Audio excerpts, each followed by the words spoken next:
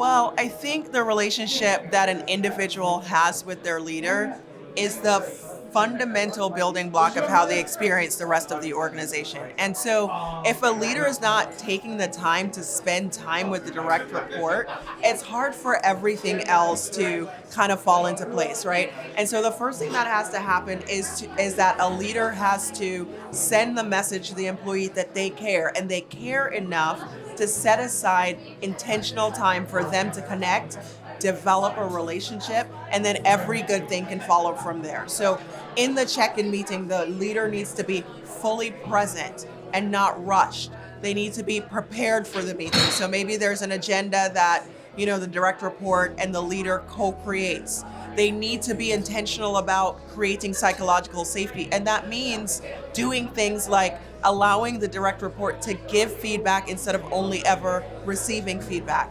And then lastly, I think something that's really, really important is for leaders to validate that they see and appreciate an individual's strengths. That's such a powerful way to say, your special sauce belongs here. I will never forget when my leader at the time, Jesse, sat me down and told me all the reasons that he hired me.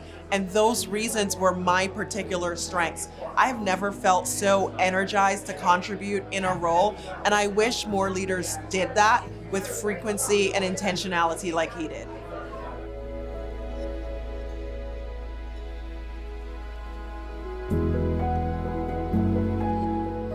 I think recognition is really helpful for letting you know what the strengths are of your people. Because when you're talking about, for example, a leader and their direct report, maybe you only see a small portion of the things that they do every day.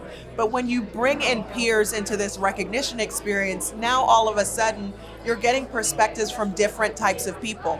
This allows you to unlock and know about strengths that you wouldn't have otherwise known about. And so this gives you a unique opportunity to really invest in the growth and development of people, tap into their strengths, and help them feel like, you know what, we're empowering and equipping you to contribute by focusing on your strengths instead of ever only focusing on where you are weak.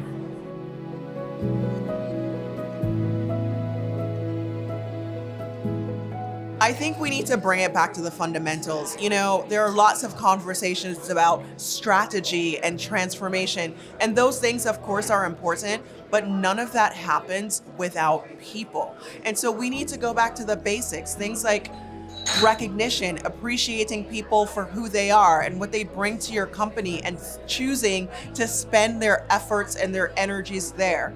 Things like the check-in, taking time for your people, asking them if they're okay and really caring about the answer.